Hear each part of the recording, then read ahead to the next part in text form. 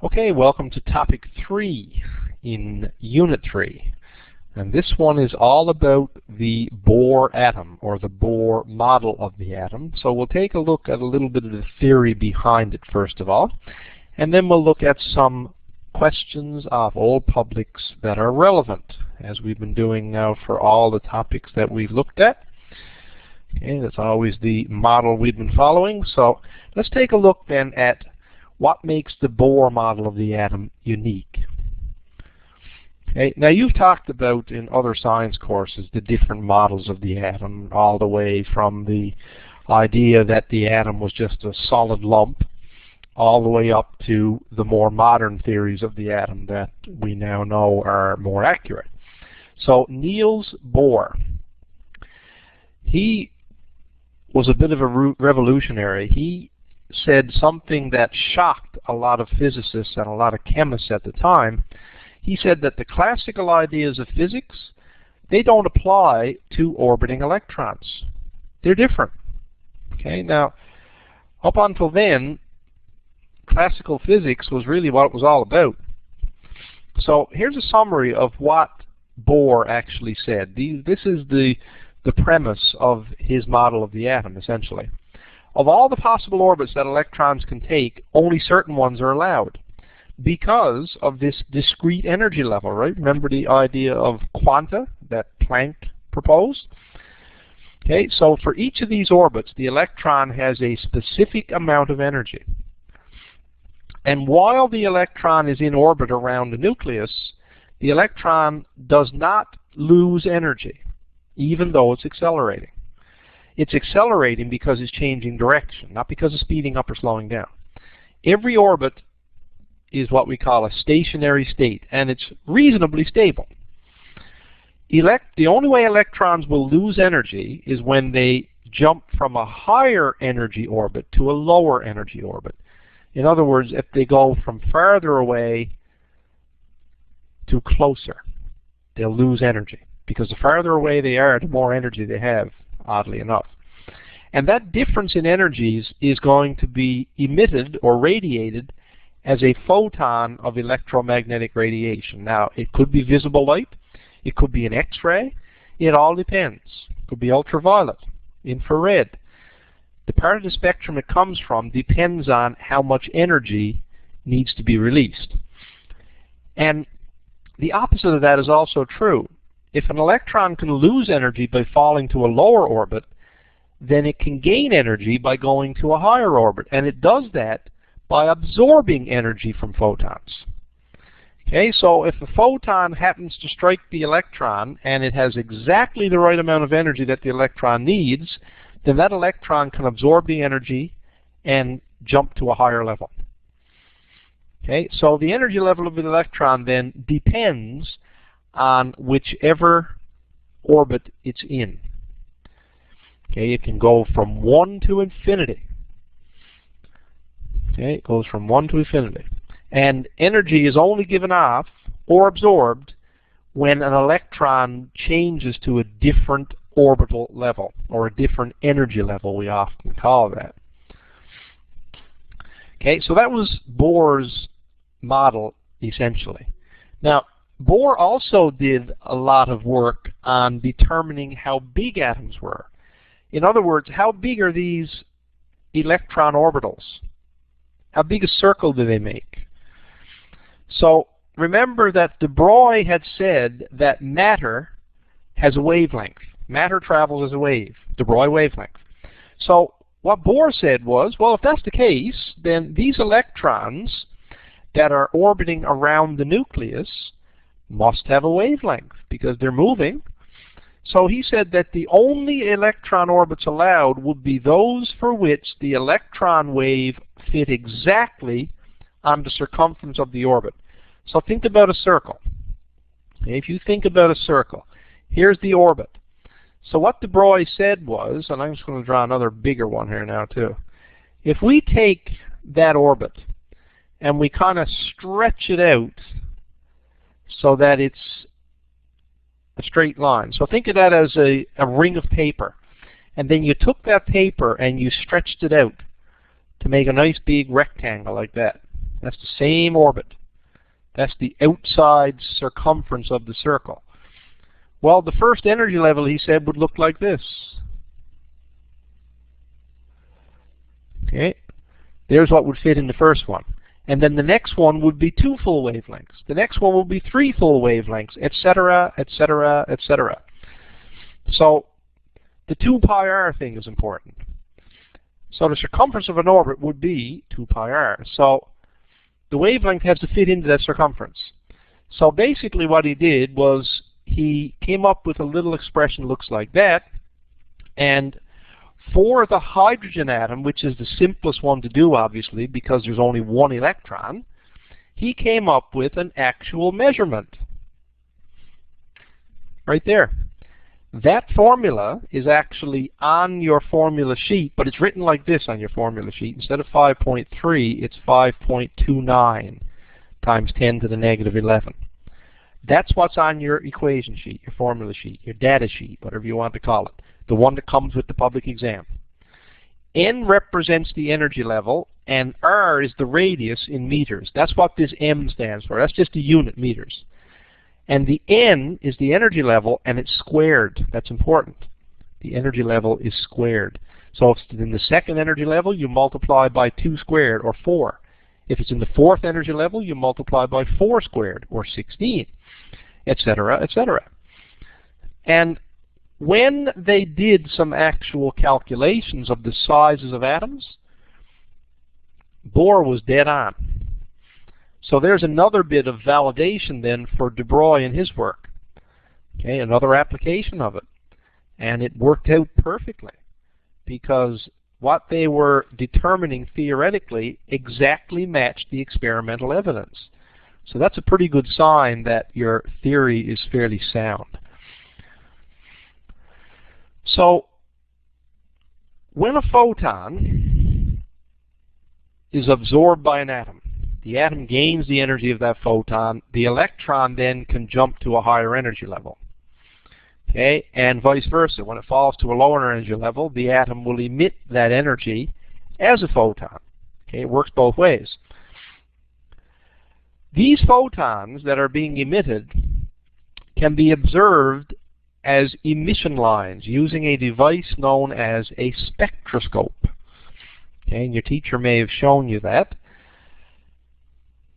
The thing to remember about spectral lines, emission lines, okay, the emission lines is when photons are emitted when electrons drop to lower energy levels. That's when it gives off light. That's what produces these spectral lines. The thing to remember is no 2 elements have the same pattern. Every element is unique. Now the only one we deal with is hydrogen. But there are different patterns for every single element. And if you ever watch CSI, sometimes you'll see him do a little analysis to see, now that's happened to fingerprints now, if they want to see what type of compound something is. They put it in a what they call sometimes a spectrum analyzer, and what it does is it breaks it down, sees what wavelengths are being emitted, what wavelengths of light, and based on the pattern, they know what elements are in it. Exactly. And not only which elements, but how much of each element. And that's called a spectrographic analysis. Because like I said, each element has its own spectral lines, its own unique pattern. That's just like a fingerprint. If it has this pattern, it's this element. If it has this other pattern, it's that other element. Okay, you know without a doubt. That's what it is. Okay, so that is what we call emission lines. Now there's also something called absorption lines. Here's the difference. Look right here. This is what we call a continuous spectrum. All the colors of the rainbow, all the way from red all the way up to violet. Okay, remember Roy G. Biv, red, orange, yellow, green, indigo, violet. Or green, indigo, blue, blue, indigo, violet, I should say. Anyway, we know where an emission spectrum comes from. The emission spectrum comes when a certain element is having electrons drop to lower energy levels and emit photons. So that produces what we call an emission spectrum. So that represents a particular element. I can't remember exactly which one it is. It's not hydrogen, I know that. What you see down here is what we call an absorption spectrum. Now, an absorption spectrum is the opposite. An absorption spectrum is when we take a sample of the element, say as a gas, and we pass full spectrum light through it. We pass a continuous spectrum through it. What happens is all the colors will come out except the ones that make the electrons jump up to higher energy levels. In other words, they got absorbed. And you'll notice that the emission spectrum and the absorption spectrum, if I put those right on top of each other, we'd fill in the lines, wouldn't we? These gaps exactly match the emission lines. This gap, same thing. Look, every single one of them, they match perfectly. It's a perfect match, every single one. Okay, the emission spectrum is when electrons drop to lower energy levels and emit photons. The absorption spectrum is when the element, or the atoms, the electrons in the atoms, are absorbing photons in order to jump to a higher level. That's the difference in emission and absorption. So try to keep that in mind. All of the frequencies pass through, unaffected, because they don't have the right energy. They don't have the energy needed to make an electron jump. There's either too much or too little. And it only works if it's exactly the right amount. It has to be exact. So that's what we mean by spectrums, emission and absorption spectrums. Now, what Bohr did was he also developed an equation to calculate exactly how much energy these energy levels would have based on the quantum number, or in other words, the number of the energy level. And to calculate the energy at the nth energy level, we can use this equation to calculate it in electron volts. That's the one that's on your data sheet. Or, if you want to change electron volts into joules by multiplying by 1.602 times 10 to the negative 19, that conversion is on your data sheet. You can get this one if you want to calculate it in joules. And if you want to memorize that one and just use it, you can do that too. Doesn't matter. It might save you a little bit of work in some questions, as you'll see now in just a minute. Now, the application of this is we can measure the actual difference in energies between two energy levels, and once we know that, we can figure out what the wavelength of the photons would be. So Bohr came up with this. He did these calculations and said that if we take this element and look at its emission spectra, there will be lines with this wavelength, and this wavelength. And sure enough, when scientists went to look for those, they were discovered. They were exactly where Bohr said they would be. And that earned Bohr a Nobel Prize, that little bit of work. Anyway, here's the types of questions you're likely to see. First one. What would be true of the distance r between adjacent orbital radii in a hydrogen atom? Well, remember the formula, and this formula is actually on the formula sheet. It's 5.29 times 10 to the negative 11 meters times n squared. So what that means is that if we take out that constant, we're left with this. Rn is proportional to n squared. Right? If we take out the proportionality constant, because that's all the 5.29 times 10 to the negative 11 is, that's a proportionality constant. So if we take that out, we're left with this guy here. We're left with that proportion. R is proportional to n squared. And then in the second one, we actually use that equation. We actually use that to calculate a radius. Okay, and that's a very easy thing to do. Rn equals 5.29 times 10 to the negative 11. I'm going to leave the meters out because that gets confusing. Third energy level means we've got 3 squared, n equals 3. You do that calculation, you will get 4.76 times 10 to the power of negative 10 meters. And that is choice D.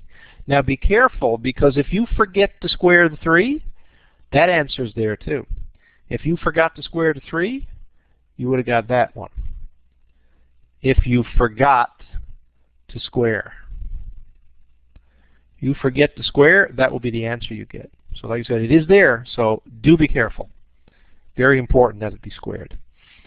Okay, the last question on the page is the same formula but in reverse. You'll notice this time it gives us the radius, so it tells us the radius is 2.12 times 10 to the negative 10, and that's equal to 5.29 times 10 to the negative 11 times n squared. So we need to know what n equals.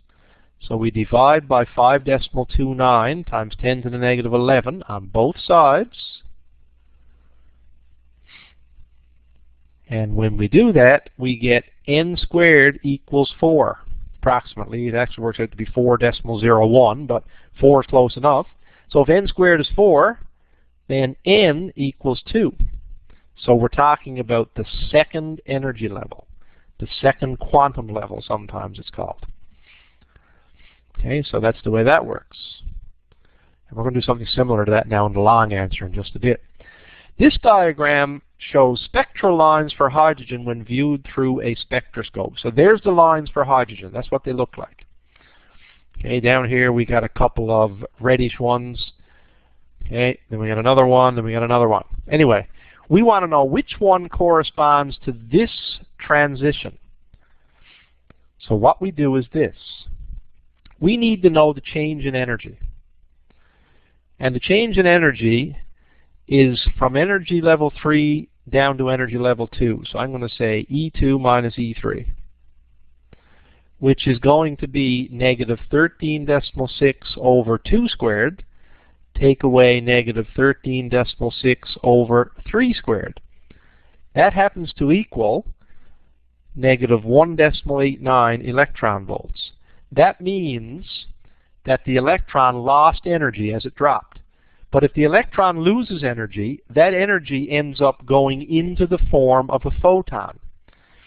So remember that the energy of a photon is equal to hc over lambda, which means that the wavelength is hc over E. So Planck's constant, 6.626 times 10 to the negative 34. Then I multiply that by C, which is 3.00 times 10 to the power of 8. And I divide it by the energy. Now be careful, because the energy is 1.89 electron volts. So I need to convert that to joules. I need that to be joules, so I multiply by the conversion factor, which is essentially the electron charge, 1.602 times 10 to the negative 19. And that is on the formula sheet as well. Now, that happens to equal, so I'm going to come down here, that happens to equal 6.6 times 10 to the negative 7 meters. That's the wavelength of the photon that will be emitted when that happens. Okay, that happens to be right here. So in other words, the answer is D. That's it. That's all there is to it. The last question there deals with a couple of phenomena that are related to Bohr energy levels, and they are fluorescence and phosphorescence. Both of them involve the emission of photons as electrons drop to lower energy levels. The basic difference is how fast it happens. Okay, fluorescence, think about fluorescent lights. As soon as you flick off the switch, the light goes out. Okay, there's no more light. It happens immediately. With phosphorescence, that means that's the glow-in-the-dark stuff, like glow-in-the-dark plastic, okay, or a glow-in-the-dark dial on your watch. Okay, when the lights go out, the electrons drop to lower energy levels a lot more slowly. So the light, the photons being emitted, lasts for a longer period of time after the radiation or the energy that was stimulating it to happen in the first place goes away. Okay, so this then would be an example of phosphorescence. And we're going to talk more about this now in one of the long answer questions in just a second. So If you're not quite following, then just bear with me for a minute, and we're going to come to it again now in just a sec. Let's try the next one. What is the radius of the fourth Bohr orbital? Well, again, we use the equation, right? Rn, in this case it's R4, is equal to 5.29 times 10 to the power of negative 11 times 4 squared. Do that calculation, you get this number. And again, forget to do the squared, you get the one before it. You would get 2.12 times 10 to the negative 10. Next question. Remember I said each atom in the periodic table has a unique set of spectral lines, right? The spectral lines are a fingerprint for that atom. Why are they all different? Well, you got to think about what actually causes those spectral lines in the first place. It's all about electrons moving between energy levels. So if they all have their own set of spectral lines, then they all have their own energy levels as well. And remember, after we get past hydrogen, it gets much more complex because we're dealing with more than one electron. But it is B. Each atom has its own unique set of energy levels. That's the reason why the spectral lines are different for each element, each atom. And the last one is pretty easy too. On this page, energy is equal to negative 13.6 divided by n squared. So this one will be 3 squared. So you do that calculation, it equals this number right here, negative 1.51 electron volts. Alrighty? Next one. Here's an example of how you can use spectral lines to identify what is in an unknown sample. So here's your unknown sample. It has these lines right here. So we got a couple here close together, another one here, here, you name it. Now we want to know which elements are in that sample. Well, look closely. If element A was in the sample, there'd have to be lines here and here, but there's not. So that tells you right away that element A is not in the sample. Then we look at element B. The 2 lines in element B, they are in the unknown sample if you look closely. Right? Just look. Element B has this one, which is in the unknown. It has this one, which is in the unknown. So they match. So element B, yes. Good, it's there. Element C, same thing. Yes, it's there because the lines match up. But if you look at element D, I got a line here which is not in the unknown sample. So right away we can rule out D. So now we know this unknown sample is a combination of B and C. Element D and element C. They both are mixed together in this unknown. That's how spectrographic analysis works. They look at the unknown sample, then they compare it to known ones, and they match up the lines. And based on the lines that are there, you can tell exactly what's in that sample, exactly what the composition is. Really neat. All right, that's it for the multiple choice questions. Let's take a look at some long answer questions. So let's go back to fluorescence and phosphorescence. As I just told you, we're going to come back to it. Remember, fluorescence and phosphorescence both have to do with Bohr energy levels. They're very similar, but they also have a distinct difference. Here's the difference. Just watch. For phosphorescence, what happens is atoms are excited by the absorption of photons that bump the energy levels up. In other words, they absorb photons of light. That increases the energy level of electrons, and they get into a state that we call metastable. In other words, they're fairly stable. They can stay that way for a long period of time. It's not an overly excited energy state. This can last for a few seconds or even longer, and that means that light can be emitted over a fairly long period of time. It could be several minutes or as much as an hour or two, because the atoms drop back to lower energy levels very slowly and re-emit these light. And the light also usually gets re-emitted at a different wavelength, by the way, because that's why you often see the glow-in-the-dark plastics got this kind of greenish color. It has to do with the type of material that's in them and the wavelengths that get emitted when they drop. Anyway, fluorescence is very similar. An atom gets excited from one energy state to a higher one when it absorbs a photon, but it drops back very quickly. It dropped back very quickly. It could return to a lower level in a series of jumps, or it may be just one jump. Okay? The emitted photon would often have lower energy than the absorbed photon when the absorbed one is in the UV region. So when it's in the UV region, often it'll emit visible light. So it's often different. But it doesn't have to be. Okay, so that's what happens in fluorescent light tubes. That's one example. Highway signs are a good example of that too. Okay, highway signs, you may have noticed that when you're driving down the highway in the dark and your headlights shine on a sign, it almost looks like the sign glows. Okay, it's not a regular paint. It's a paint that is fluorescent. In other words, it glows. It actually absorbs the photons from the headlights of the car and re-emits them. That's why you get that effect. It's not a reflector. It's actually a fluorescent paint. It's actually a fluorescent paint. Okay, black lights are the same thing, right? Black light emits ultraviolet light. Okay, certain colors of dyes in your clothing can absorb that and re-emit it as visible light. So like white, for example, almost appears to glow. Okay, bright colors glow even more brightly. Okay, it's all because that ultraviolet that's being absorbed causes a visible light photon to be emitted. But as soon as you turn the black light off, all over. No more emission of photons. That's the basic difference. Phosphorescence, it goes on for a while after. But with fluorescence, stops right away. Immediately. Let's try the next one. Calculate the energy in joules that's gained by an electron in a hydrogen atom as it moves from the second to the fifth, and its energy in joules.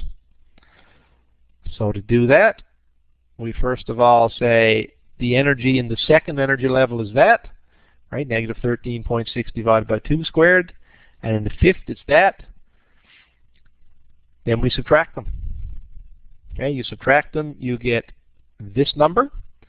And of course, because it's said in joules, we have to take this answer and we have to multiply it by our conversion factor, which is this. That's your conversion factor. So that's why the correct answer is 4.6 times 10 to the negative 19. And because it did say to give it in joules, you had to do that conversion. You had to. Otherwise, you would not have gotten full marks for that question. Here's a similar one. Now this one is a level 3. This is a level 3 question. This one's a little bit different. This one tells you how much energy is gained when it jumps from one energy level to another. It tells you it started at energy level 3, and if it gained energy, it had to go to a higher one. It had to go to a higher. So what we do is this. We start out by saying the change in energy is the first energy level to the second energy level. Okay, so what I've got is negative 13.6 over n squared minus negative 13.6 over n squared. And the reason the 1s and 2s are there is to distinguish between the initial and the final energy level. So one way to do it is to take out the 13.6. Okay, I already know that it's negative. This is the difference right here. So all I got to do now is divide by that. Right? Divide by negative 13.6 on both sides. See that? Divide by negative 13.6 both sides. That'll cancel. And when I do that, I'm left with this. Okay? So in other words, 0.0710 equals 1 over 9 minus 1 over n squared, the other n. So I take the 1 over 9, bring it over and subtract it, and I get that number, which means that when I take reciprocals on both sides, I get n squared equals 24.9, which is very close to 25 when I round it off. and that gives me an energy level of 5. Now, you could have done that by trial and error as well if you wanted to. Like, you could have actually calculated a couple of other energy levels, subtracted, and see which two give you that number up there, the 0.966. Trial and error would have been an acceptable method to do that. It probably would have taken you a little longer, but it's perfectly acceptable. You would have gotten full marks for it on the public. Last question. A photon of light is emitted from a hydrogen lamp when an electron falls from the third energy level to the second energy level. We want to know the energy and wavelength for this photon. By the way, the only time you'll get visible light from a hydrogen is when you're dropping from a higher energy level down to the second, from a higher to the second. From 5, 4, or 3, from 6, 5, 4, or 3 down to 2. That's what gives you the visible lines on the hydrogen spectrum. Okay, just those. That's it. Anyway, the answer is this. We find for energy level 3 and for energy level 2. Then we subtract them, and we get 1.89 electron volts. And this is exactly the same one we did in the multiple choice, isn't it? Okay, then you say this equals hc over lambda because that's the energy, but remember that energy is in electron volts. It has to be converted, right? It has to be converted to joules. Okay, it has to be converted to joules. So we do the conversion, and the conversion here is done for us already, you'll notice. And all we did to do that conversion is we multiplied this number by 1.602 times 10 to the negative 19. That's how you convert to joules. And that conversion is on the data sheet. So all the numbers plugged in, there's your wavelength right there. And that's exactly the same one we did in the multiple choice. Now, this on the long answer part was actually worth 3 marks. And on the multiple choice, it's only worth 1 mark. That's actually a lot of work for a multiple choice one. Okay, that's rare to see that. Anyway, that brings us to the end of the quantum physics section, which is the first half of Unit 3. The second half of Unit 3 is all about nuclear physics, nuclear reactions, nuclear changes. And that's what we're going to be covering in the next set of topics, which is also the last set of topics. We're getting very close now to the end of the course. So keep working hard, keep viewing these lessons. It can only help. And good luck.